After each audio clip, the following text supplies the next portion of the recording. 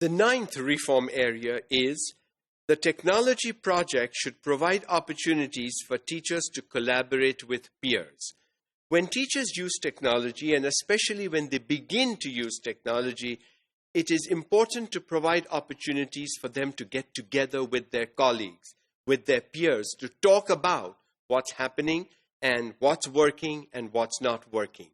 When these opportunities are provided, and these should be done on a weekly basis, there is no sense getting a group of teachers together at the end of a month.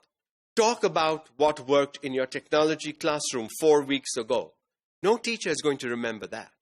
So every week, these teachers need to meet. There needs to be dedicated time where teachers come together to discuss with their colleagues what technology impacts are working in their classrooms for them.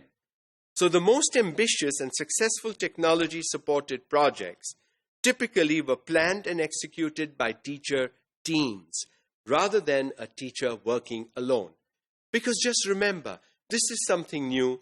All the teachers are involved in the change. All right? So when you are trying to bring about change at such a level, one brain is not going to do it. So get 3, 4, 5, 10 brains together.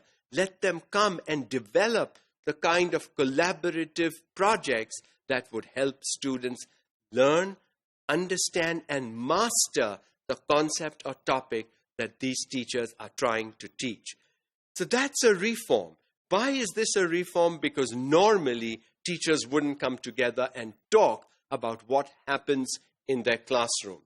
After all, teaching happens behind closed doors. Who knows what a teacher is doing? And so it's considered very secretive and private. But when teachers are made to talk about what is happening in their classrooms, it's a reform, it's a change. It is something that teachers are not used to and initially may not even be comfortable with.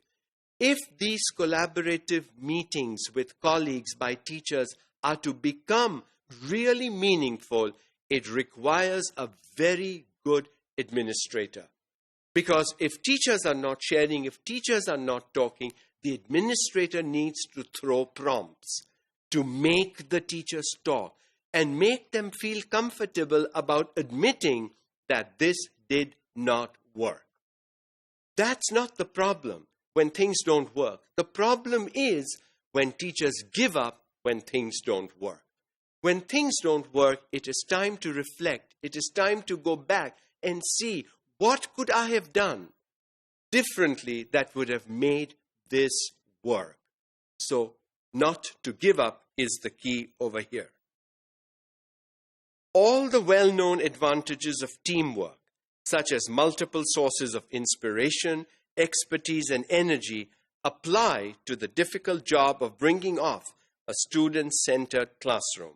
When teachers work together, they seem to plan more far-reaching and ambitious activities than when they work in isolation.